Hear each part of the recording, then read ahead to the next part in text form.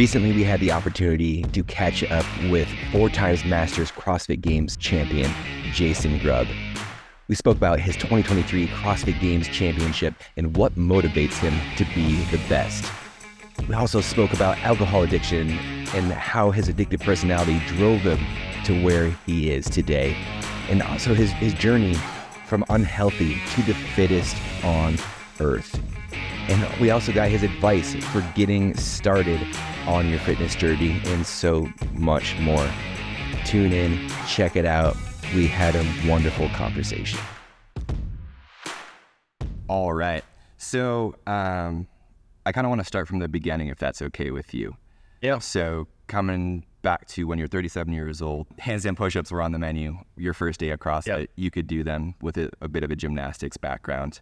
And then from there, your journey through the Open, the Games, I think was 2018 the first time you placed at the Games, Correct. placing third. Yep. Yeah. So what was it about CrossFit that first day that you walked into an affiliate that kind of just lit that fire underneath you? Got invited to a CrossFit gym, almost kicking and screaming would be the way that I describe it. Okay. I had no desire to really do this thing. I didn't know what CrossFit was. In my mind, I mean, I saw in passing some things on TV, like CrossFit, like they're doing some crazy stuff, but it wasn't something that I was really interested in. But my sister-in-law was way into it, and she just thought I would love it. Okay. And she got this like, a free month if I joined or something. And Okay. so eventually I finally agreed to go to her class. And in my mind, it just was like a glorified, like, I don't know, aerobics class, like jazzercise, but with barbells or something. And I had no desire to do anything like that. Right. And also, because I didn't know what I was getting into, I had this huge like intimidation. Like I don't want to look foolish. So, I don't want to go to like a dance class. My wife would love me to go forward into a dance class. Like I don't want to go because I don't want to feel so foolish because I'm going to be just so terrible. And I also felt that way about starting something like CrossFit. Like I know what I'm doing. I jog a couple times a week. I'm going to be fine. Right. But I went reluctantly and I walked into class and it wasn't anything like that. Like it was a welcoming environment. It was a coach and like a couple of other members in the class. Maybe we had 5 people, and the intimidation factor was 0 at that point. Right. And I was just looking around like, that's not a beefcake. These are just like normal people around me right here. So that kind of reduced the sense of anxiety that I had. That first workout I can't remember any of the other moves except there was a handstand push-up. And I could do like a 3 ab mat stacked up handstand push-up. And they thought that was awesome. And to have a guy that just walks in with no experience that could at least kick up to a handstand and bend his arms a little bit in a handstand push-up. But it was enough to like stroke my like ego at the time. Like, oh, okay. So we do like handstand stuff. That's fun. I like that. Yeah. And, so that was my first class. It was more like I really don't know what this is, but I kind of like it. And I didn't sign up at her gym. I signed up at another gym. Actually, that was a little bit closer to home, and just decided to go for a week. Like I'll take the free trial. And I went Monday, and the biggest takeaway from my first class was that there were some people around me in that class, and it probably had 20 people in it that were a lot less fit looking than I was. I guess a better way to say it was there were fatter people than me that were way fitter. And I was super confused by that. I was like, how are they so good at this? They're older and fatter than me, but they're way better at this than me. And I know it's my first day, but like I'm confused by this. I'm confused at how good that guy is moving a barbell over there. Absolutely. And so anytime I kind of step into something where I feel like there's a lot for me to learn, and I'm super confused initially by what's going on around me. Like I want to solve this and figure this out. And that's literally what drove me into completing the first week and then the first month and the first 6 months and then beyond. There's always been this challenge of getting better and better and better and better in this particular sport. And of course, initially it was just better than one guy. If I can be better than one person in this class, that would be great. And then it kind of snowballed from there. Right. And years later, you're the best in the world at the sport, and you're unbeatable. Right? Just accidentally unbeatable at this point. Very, very cool. Very cool. So one of the things that you mentioned, being an affiliate owner, and I know you've owned an affiliate in the past as well, is that intimidation of the unknown, of walking into whatever it is, a dance class, a CrossFit class. I've never been able to find the secret recipe to tell people it's okay. Like, as soon as we get people through the door, they're totally fine. All of that goes away, just like you described. What's your advice to the person that is, maybe they're running, maybe they're sitting on the couch, drinking a bunch of beer on the weekend, not eating healthy, and they're thinking about doing something, whatever that is?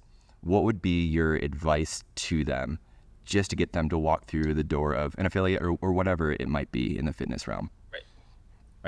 Right. Dude, that's such a good question. It's so circumstantial. Once we get over a certain age, especially men, I could speak to that and myself. It's almost like we almost need a scare in our lives. Like we need the threat of cancer or the threat of something, coming down on us, and or like something.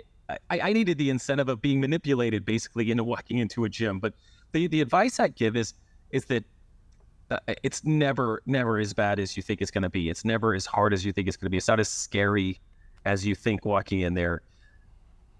I've been to a lot of CrossFit gyms now over the years, and in the past 2 years, I travel, from city to city to city, and probably 20 different places in a given year, which is often 20 different CrossFit gyms. And I've always, even still, a little bit nervous walking into a new space, but that's just what it's like to do something new. Like, that's normal.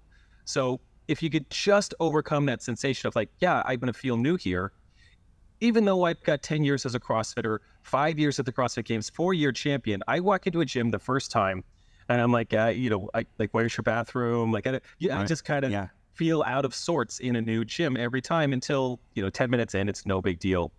So it's kind of like whenever you're trying to start a new habit, you just set yourself like a tiny little habit. Like, I'm going to, if I wanted to start working out in the mornings, the first tiny habit to that is to get out of bed and put on my workout clothes. And that would be like my initial habit. Right. And if I got my workout clothes on, I give myself permission to go back to bed. But the only thing I've got to do tomorrow morning is get workout clothes on by 6:15 a.m. And then I'll worry about the rest. I say that's probably the same thing with this, is just call to schedule that appointment. A lot of gyms will do a one-on-one sort of introduction. It might be a small class. Just call and book it.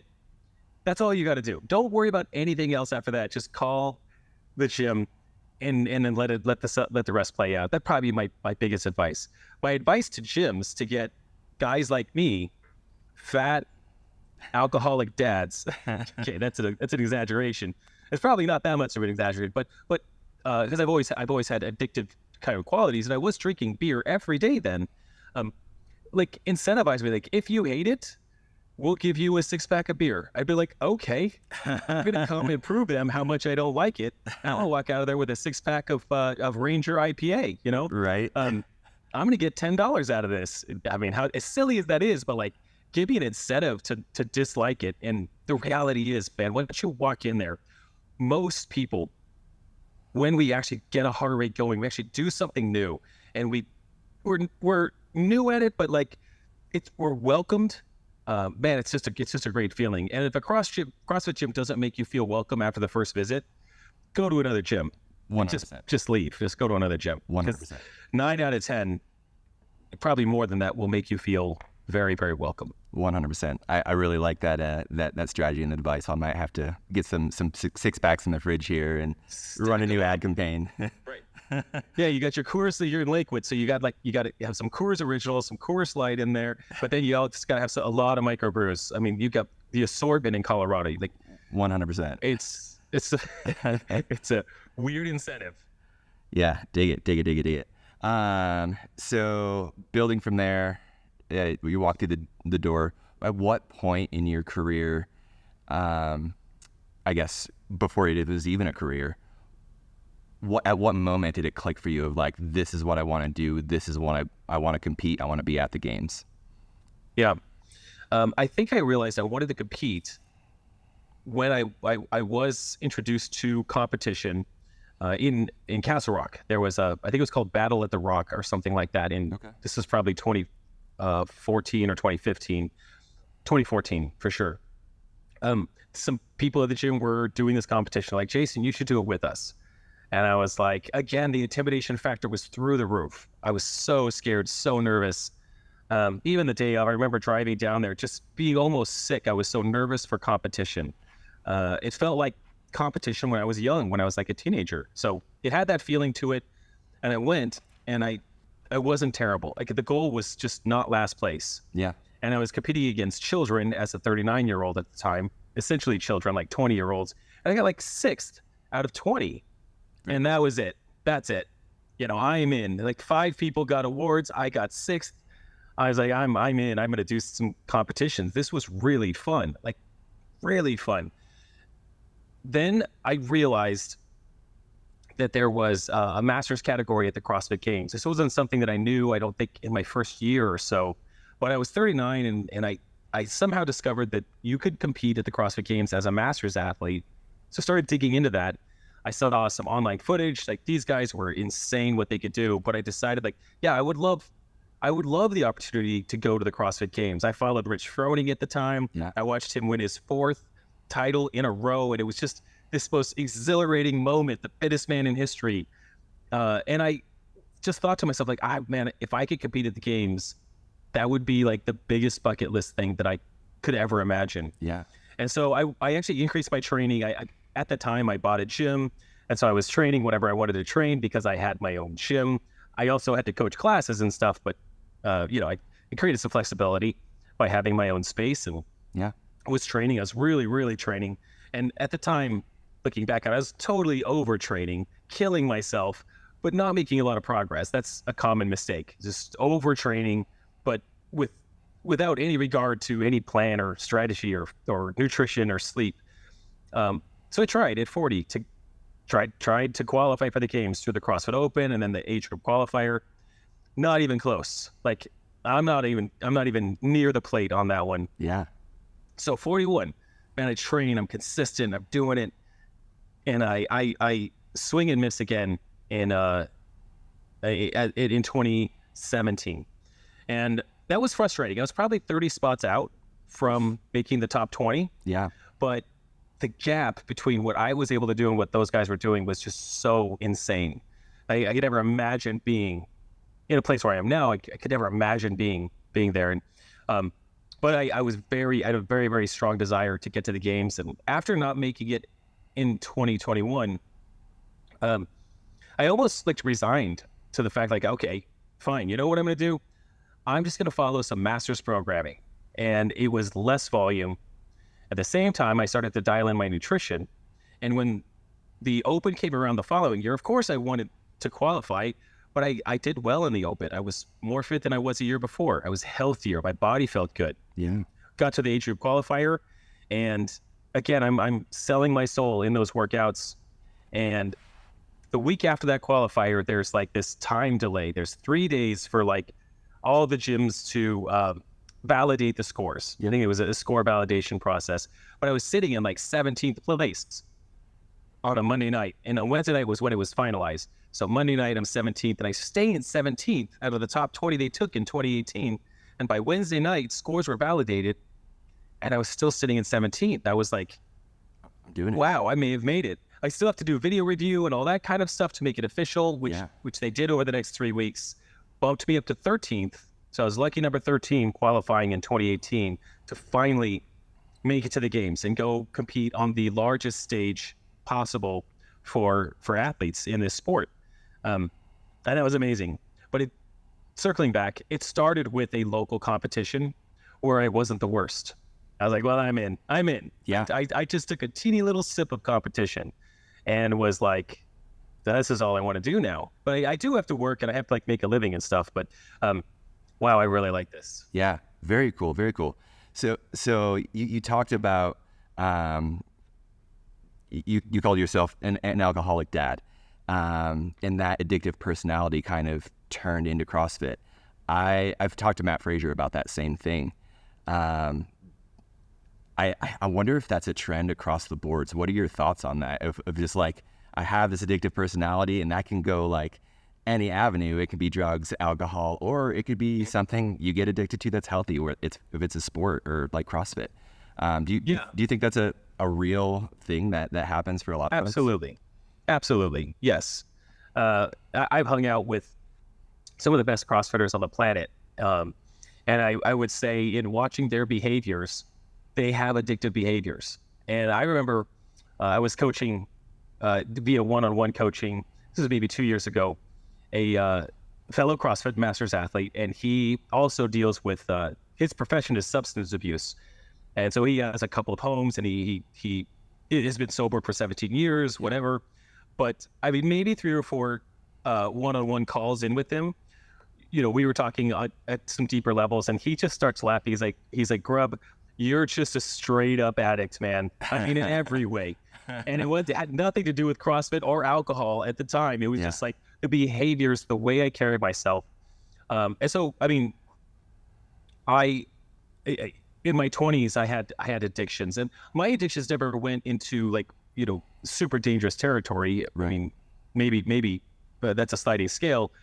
But in my 20s, I was addicted to like ice cream. Like if I did not have ice cream every night, like I'd drive to the store at 10 o'clock at night if I had to. I'd have to have a bowl. So I broke that habit. And somehow in my early 30s, I picked up chewing tobacco, like as an adult. Yeah. Adults don't just start chewing tobacco, but I did.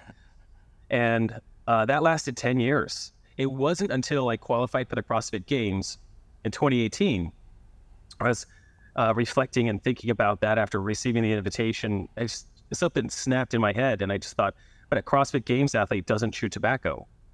And that was that. I mean, it was incredibly hard, and there are CrossFit Games athletes that chew tobacco. I know that for sure. I had this belief, it just changed an identity. But I do believe that what it takes for us to be great in this sport, because there's a difference between CrossFit as a healthy lifestyle, which I also very much believe in, and the sport of CrossFit, which is the elite level of any sport where you require significant amounts of training and significant discipline.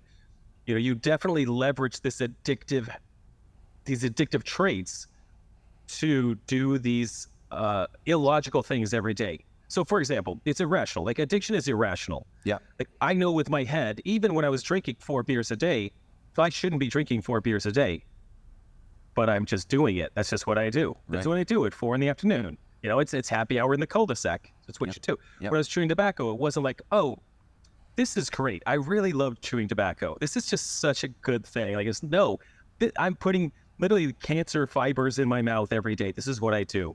But it was a built-in thing. If I think about training, there's few things in training that are delightful. It's a very hard thing. When I'm doing echo bike sprints, like I'm not waking up that morning thinking how excited I am to do echo bike sprints, but it's like, yeah, of course I'm doing them. That's what's on the thing to do today, so I'm doing them. Right. Of course, this has a positive outcome and it is beneficial, but that addictive nature almost rewires your brain to do things that a lot of parts of your body are telling you shouldn't be doing. Maybe that's what I'm trying to say. Yeah. When I'm doing echo bike sprints, my legs and lungs and my brain is saying we shouldn't be doing this. Yeah. This is not good. Yeah. But that little wiring the wiring in your back of your brain is like, we're doing it. It hurts, but we're doing it. Part is like, yeah, this is what we're doing.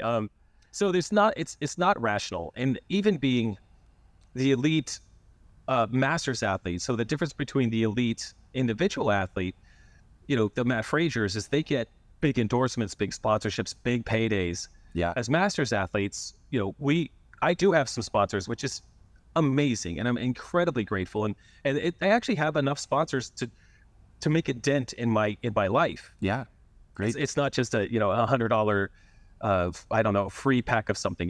There are some sponsors that I have, which is fantastic. That's very helpful. The payouts are dramatically different, so there's not this huge reward system, but if there's a satisfaction, in the I can take care of my life, I make my own living, and I get to be able to compete at this highest level, and I get to win these championships because I can, because it's the way I'm wired. Yeah. And there may even be some mental disorders built into that. Like I did hear one time, I'm sure you've seen the documentary where they say, being a CrossFit athlete or a CrossFit Games athlete is a mental disorder because of what you put yourself through. 100%, 100%. But the thing is like it pays off, and I mean you're healthy. Not even just like all of the sponsorships and winning the games. Like your addiction makes you healthy, which is freaking awesome. Yes. And as you're talking through that, I was thinking about like programs that are in the world out there, like the Phoenix, who works with people in recovery. They bring them into CrossFit affiliates. They give them a free membership. I've got a couple of folks in my affiliate here that are in recovery, and it's a game changer for them. I have a guy that's been here just about a year, and to see the change in just his mood, his personality, his body composition, his facial structure, everything night and day. You look at that guy and like, from where he was at a year ago to now, like just super, super healthy. And it's super cool to see that. So I hope that continues to grow and be a thing.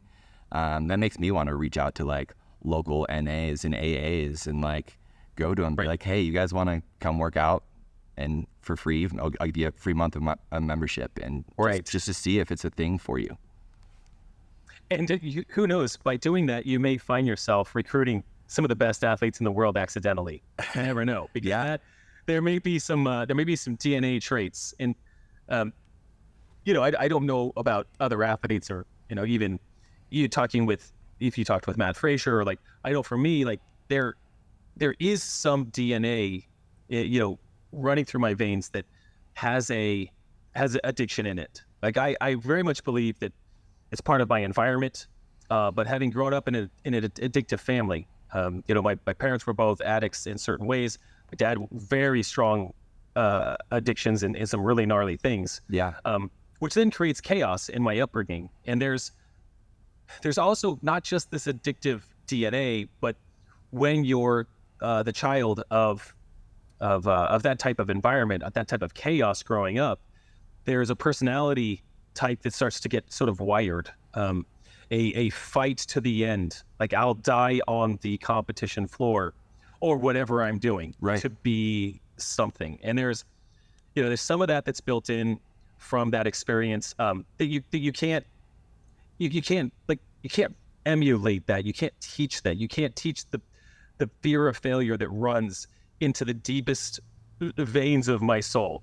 And I don't know. It's an interesting thing. It's an interesting combination of thinking of all the puzzle pieces that create the fabric or the foundation of who I am. And then if I add something like CrossFit, there's just this magical combination of my personality, my strengths, my weaknesses, my fears, my aspirations, and the CrossFit methodology that makes for something that where the stars align and makes something really unique. In my case. For me. Absolutely. And I think for a lot of athletes out there too, and not even just CrossFit athletes, I'm sure you see the same thing across the NFL, Olympians, everything across the board. I bet that's a trait across the board.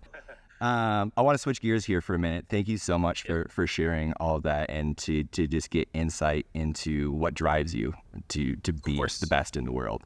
So,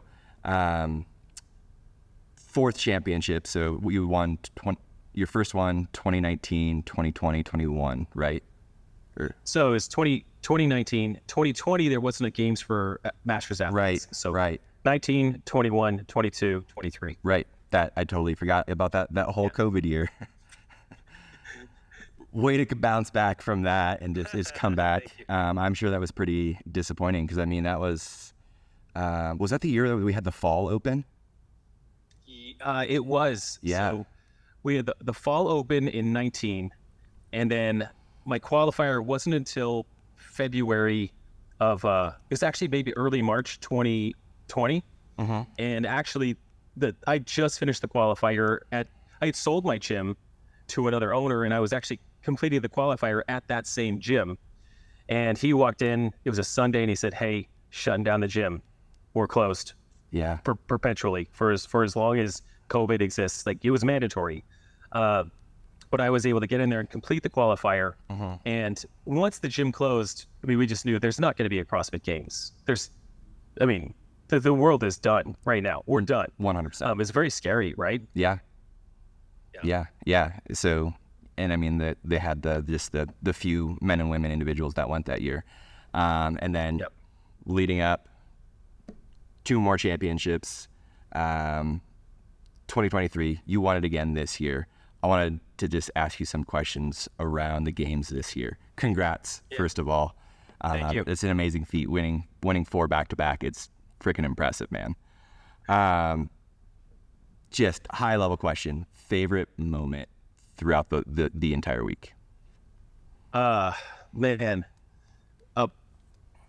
I love being on a competition floor. I truly, truly love it.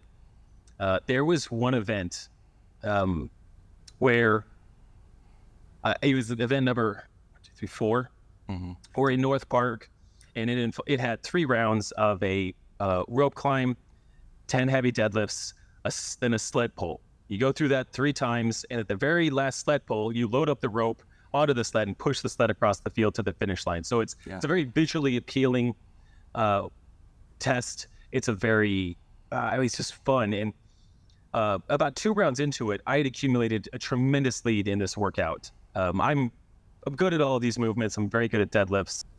And after I finished the second round, this huge lead is really satisfying. And so anyway, I finished the 3rd round, I pulled the sled, and now it's me by myself charging down to the finish line in a sled. No one is near me. I may have gotten across the finish line before anyone else was even pushing a sled. I can't remember. But there was this one moment where I was pushing the sled, and it had this feeling like in the movie Gladiator. This is super silly. But he's in the middle of the Coliseum. He says, "Are you not entertained?" He had just decimated the entire field. And I was literally smiling. I mean, I took a break from the sled push because the sled is so heavy. It doesn't want to go anywhere. So you're not just pushing it nonstop. So you push it in 3 different segments. But I actually had that sensation where like there are a lot of fans there, and there's a lot of people there that know me in the stands. I was able to raise my arms and get them to cheer on, and they responded. And there was something really cool about that. And of course the adrenaline to just keep pushing that sled was great. But I think my favorite moment was right there, realizing I'm winning this event, and I actually would like to engage with the crowd right now, because let's make this more fun for all of us. Let's all get involved in this last sled push. And having the lead to be able to do that, just to take that time and just soak it in. Yes. And I see that across the board, whether an athlete's in the lead or even if they're just if they're just competing. So I look at Noah Olson, for example, of finishing middle of the pack a lot of the time, but just taking that time to soak it in, and how that feeds into the crowd, the experience, but also your experience of actually being able to step back and enjoy the moment and be able to soak it in, not just be zoned in, nervous, and just amped up the whole time, being able to take it in and just enjoy it. I think that plays a huge part into the mental side of CrossFit as well. The folks that can do that, I think it is an absolute game changer to be able to enjoy it, soak it in. So I'm glad you are one of those folks that's able to do that, and it's super cool to see. Yeah, it was great too. So favorite moment was that sled event. At what point throughout the games, I'm actually going to look at your leaderboard here. So 2nd place in Helen, 1st in pulling power, 4th in the gymnastics chipper, 4th on the 5K, endure the Coliseum 1st, 2nd in that final event, the final positions. So your worst finishes being 4th place. I would call that a very, very dominant performance. It's good. Yeah. So lots. At what point I would have to look back at the points and how it worked throughout, but I imagine pretty early on you're like, holy smokes, this is probably going to be a 4-peat for me. What event did that happen for you? It was really finishing off day 2. Heading into the last day, I think I had 60 points going into the last day, a 60-point lead. But honestly, I finished day 1 in 1st place. Yeah. And I've never finished day 1 in 1st place. Okay. 3 other years that I've won, I've never finished first place or finished first after the first day. So that was good momentum. I really enjoyed that.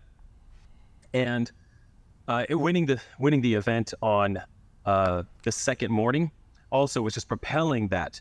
But then I gave some points back on the gymnastics chipper. So, in the 5K, I didn't give any points back on the 5K because at that point, now I know who I need to beat.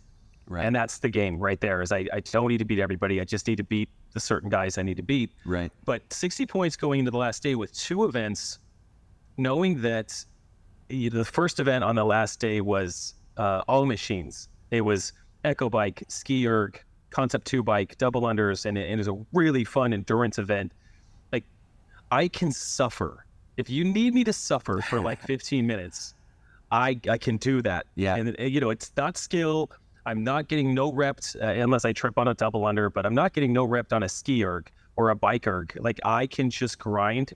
And the guy that was next to me, who was second place, I could see his monitor. I see it. I know what his pace is. Beautiful. And he knows what my pace is. Yeah. And now we can just kill ourselves, which is what we did. Yeah. But to be able to enter that event, knowing that I've got 60 points on him, I know he's very good at machines, and that he and I were really, I was 1 and 2 in that event by 90 or by 1.5 seconds, if that. We raced, but I knew that if I could just get an extra 10 points on that event, as opposed to give up 10 points to him, the last event, all I have to do is just not have a fatal disaster, which could happen. So you're never off the hook. Right. But I felt pretty good going into the last event, thinking all I got to do is go out there and have a great, fun event. I don't have to win. I just need to do better than 7th to tie. And then I would win anyway. So with the tie break, so I really had a gap. And the last event was also to my favor. It had bar muscle ups, dumbbell snatches. Again, I can grind. I could do gymnastics, and a dumbbell snatch was a bit of a wild card. I mean, a dumbbell squat snatch. It's no joke. For 45 plus, that's no joke. And what was the weight? Got out there, 70. Oh man, yeah, that's no joke. I know. Yes. I'm a big guy, and I struggle with the 50, so that's freaking impressive. In the warm-up area on the last event, the funny story was, we're all kind of warming up some bar muscle ups. We're warming up the dumbbell snatch, but we're all talking like, hey, it's 20 bar muscle ups to open up this event. Are you going to go unbroken? I don't know. Are you going to go unbroken? Seems like a gamble. I'm not sure. Dude, we all went unbroken. Like, we're all full of crap. Everyone's going unbroken. And then getting the dumbbell snatches, again, the question is, it was 30 total dumbbell snatches, but There was 3 dumbbells. So you would do 10, go to the next dumbbell to do 10, go to the last dumbbell to do 10. And it was just that question of, how do you break these up, or do you just go straight through? I didn't have a game plan, but when everyone else decided to do 20 muscle ups, just like me, I was like, okay, I guess I'm just going to go unbroken on these dumbbell snatches. Dude, in training, or like if you ask me right now, for like $500, go do 30 dumbbell snatches unbroken. I can't do that. I can't. Yeah. But out there on that field, on the Coliseum floor for the final event, it doesn't matter what it is. I can do it. And that's good training. That's good mindset. That's lots of adrenaline. And the last event, you could just throw caution to the wind and it was super enjoyable. And also, as I got into that event, I was like, I'm winning the CrossFit Games right now. This is live on YouTube, ESPN2. This is really fun. And I had a nice celebration up on the finish line afterwards. It was just really a great moment. Yeah. The stands were full, which was also really, really cool for us to finish on. Yeah, I mean, that's it. Like you walk across the finish line. I won it. I can't imagine that feeling, because that's never going to happen for me. But it's freaking cool to see, and I think that's why all of us love watching him. Love watching you perform. Is like because we do these similar workouts. Like I talk about, I do dumbbell snatches with a 50 pounds, 70 pounds. That's crazy, but I know what that workout feels like. So it's a very, very cool connection that we can make as fans, but also participants in the sport. And it's cool to like be in those moments with those athletes and just see them live it up and enjoy it, like we talked about earlier. Yeah. As you were talking about, there's this moment. I was just gonna say, if it was allowed to spike the last dumbbell like a football, we would do it. 100%. Yeah, just boom, walk on. Oh, it'd be so great. Totally. Like Cuba Gooding Jr. at the end of Jerry Maguire. You know, Right. He's in the end zone and he starts dancing. And, it would be nice to be able to celebrate like that. Right. Yeah. That should become a thing. Celebration dances. I think it would work if you stay in your lane, right? I'd have to take some dance lessons. So we've already talked about that. That's not happening in my. Right. So you were talking about like talking with the other guys that you're going shoulder to shoulder with, you're competing against, and you see this across the board with CrossFit. Everybody's hugging after the events, giving fist bumps, cheering for each other. You don't see that very often, very rarely in any sport outside of CrossFit. What is it that's different about the CrossFit culture, and even at the competitive level, we still see it where you're fist bumping, hugging, telling them good job. What is it that's different about our sport that makes that happen? I think it starts in the local box. It's that sense that you just completed something incredibly challenging, and so did that person and that person and that person and that person. You know, everyone in here went through a little bit of fire on the gym floor. Let's call it the gym floor. And so, you know, it starts at the grassroots level. It's just standard. You finish a workout and you fist bump people. Like, it's this congratulations. It's almost like Fight Club, you know. There's that scene in the movie where, you know, one guy taps out and there's some guy in the crowd says, "Hey, can I be next?" Like to be in this fight. It's a lot like that. It's like there's a privilege and an honor to work out on the same floor with other people and suffer together. I think it's the same experience. It just translates up to the highest level, the competition floor. We all just did something that was so incredibly difficult, and we shared this experience together. There's this shared battle, and yeah, there is a competition going on here. But when it's done in that moment, it's just, hey, dude, you did it, I did it, we did it, we didn't die. Yeah. I think there's just this natural outflow. Yeah, that's that shared suffering, and like, holy smokes, we did it. And you said it, like, it starts at the affiliate. So all of you started somewhere in a CrossFit box or a garage gym, whatever it was. You're working out with your buddies, and you were still competing against them, even if it was just for fun on a Tuesday afternoon workout. But it starts there, and then it just seems like it continues through, and it's very, very cool to see that.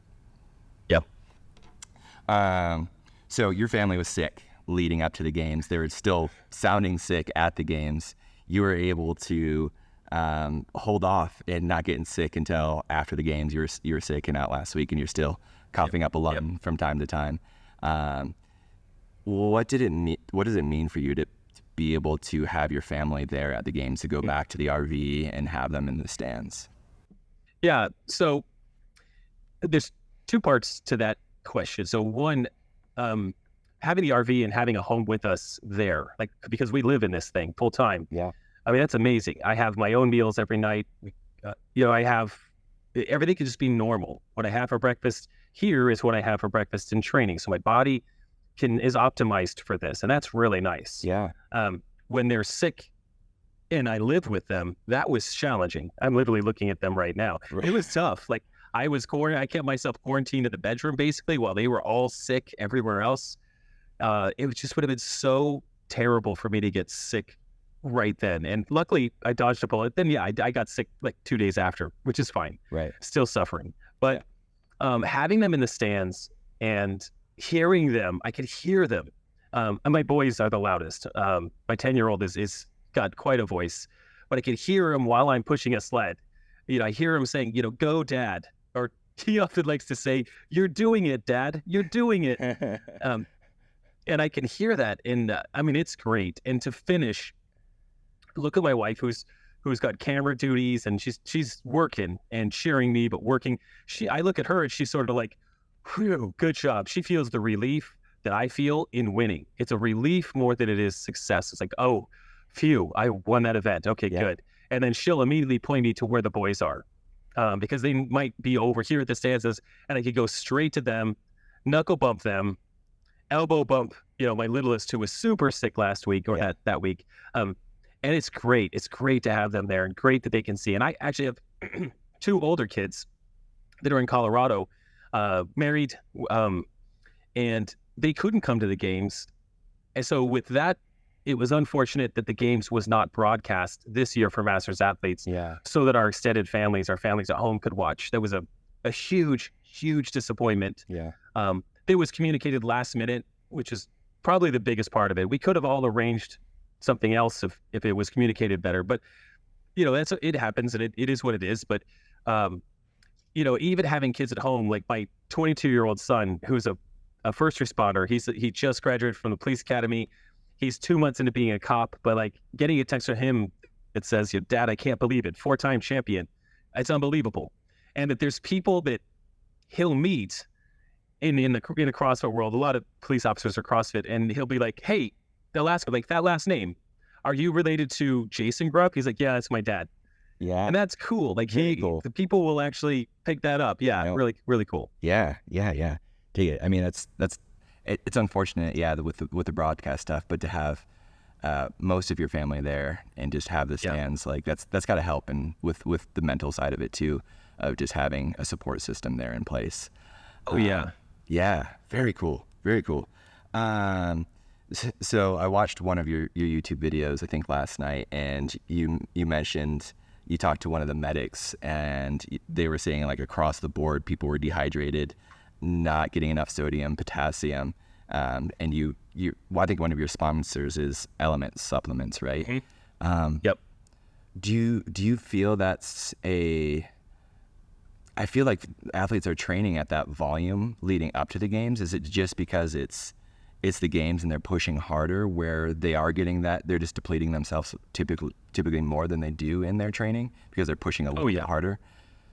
Absolutely. And I try to do a fair amount of outdoor training as I lead up to the games, so like get very acclimated to the hot weather. I mean, it could be 80 degrees in Wisconsin, which is not that hot, but on that turf, it's extraordinarily hot outdoors. And I think people don't plan for that, especially if they've only been there. If they haven't been there, or they've only been there like once, like, you have to plan to just be super duper hot out there. And if you and pre-plan that with regards to hydration, pre and post every event. And I've always paid attention to that very closely. Even before Element was a sponsor, I had my own recovery drink concoction that had salt and sugar and vegetable glycerin. It's a whole thing. And it was very, very helpful. Element is better and tastier for sure. But yeah, they come and they're not quite ready for that. And they're not, the intensity that's on the field is unlike anything else. So for example, our second event had, it had some burpees and some farmer carries. Right. In the middle of the workout, it had 50 wall balls, 50 calorie bike, 50 wall balls. That's not a big deal. Right. Like, really not, like, that's stuff we do in the gym all the time.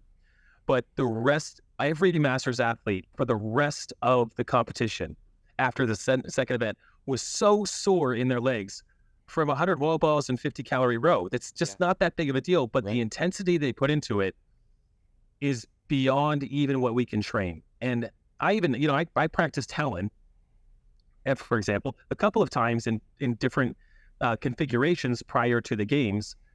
And then I go and do Helen at the games, and I'm 3 minutes faster at the games than when I practiced it. For a workout that's, an under 10-minute workout, 3 minutes faster is remarkably different.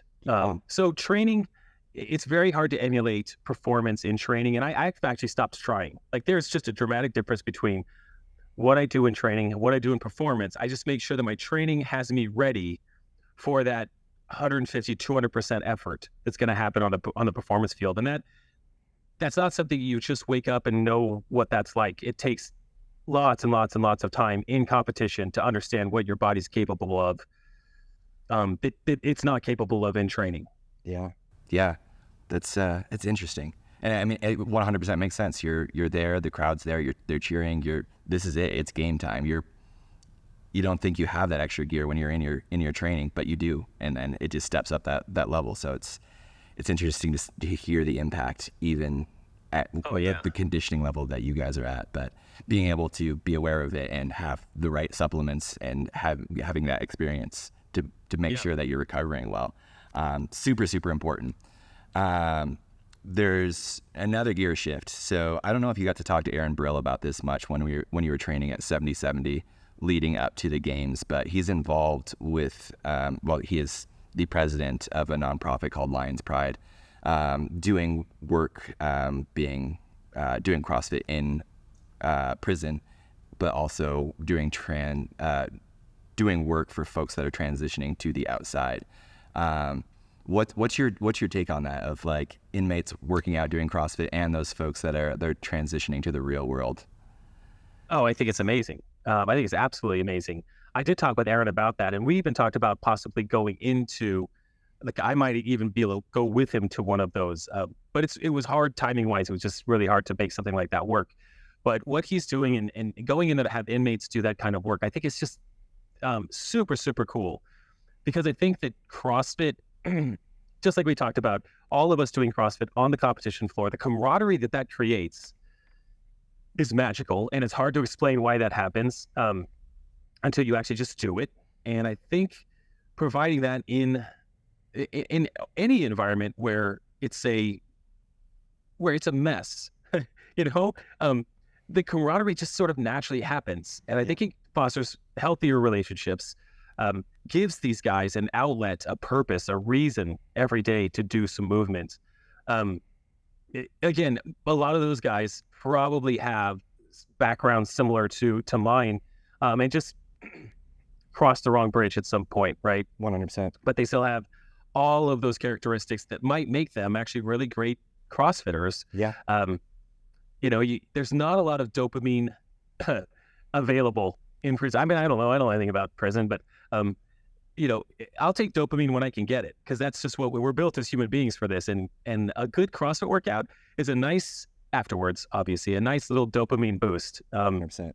A cold plunge, there's a number of ways I try to get a nice dopamine boost that don't involve anything illicit or addictive in nature anymore. 100%. Yeah. And I mean, I've been in there, I've worked out with the guys, and it's transformational for them. Amazing. And it sets them up so well, where they're stepping away from gangs, they're stepping away from addiction, and they're just coming out in such a better place than they would be. And it's very, very cool to see that work that Aaron's doing.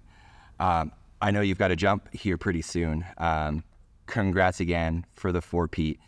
Just 10, 20 seconds. What's next for you coming into the next training season? Hopefully you're getting some time off. Sounds like you're getting some tours, but what's next for you? Oh man, there's never time off. I love this stuff. I took a week off last week because I should, and then I got sick. So my body forced me to be in bed an entire day last week, which was crazy. Yeah. But I've done two things. So one, I've started a training platform for competitive masters athletes, and I released that the day after the games. So that was really fun. It's called Boulder Athlete, sort of like, you're from Colorado, Boulder, the BOLDER. Yeah. That's our version. Like, be bold, get bolder, not older, has always been kind of one of my catchphrases. And so Boulder Athlete is a training platform that we launched. So that's been really fun. We're going through the growing pains of right now of like, hey, now we have this out there and we're growing. Okay, now let's figure out how we make this the best experience for everyone, which is very cool on the business side of things. There are 4 major competitions for Masters athletes in a given year. Masters Fitness Collective is next in early October. Then Legends Championship is in December. And Wadapalooza is sometime in January, February. Yeah. And then the games next year. Yeah. And I am planning to compete in all 4 of those because I love it. And the more time I can spend on the competition floor, as long as I have the approval from the rest of my family, I'm there on all those events. So that's the plan. Stay healthy, stay fit. And by stay healthy, stay uninjured, which is a really big part of this process. So uninjured, healthy, fit, and develop, now that we're not in the CrossFit Games specific season, I can have a little bit more balance in my life, not training quite as much for these other competitions. Very cool. Very cool. So we travel around. We try to get to as many competitions as we can. We're going to Rogue in October, and we're hoping that we'll make it out there for Wadapalooza. So hopefully we'll see you there. If not, we'll definitely see you at the games. And if you're ever in Colorado, absolutely, we'd love you to stop by, train here. Good luck with the rest of the season, and just congrats. Enjoy it. Thank you. I'll see you soon. I'll be in Colorado in December. Okay. I'll be a grandpa in December. So I'll be in town for a month. I'll have to pop over. Absolutely. We would love that. Awesome. Thank you so much, Jason. Hey. Bye. Bye.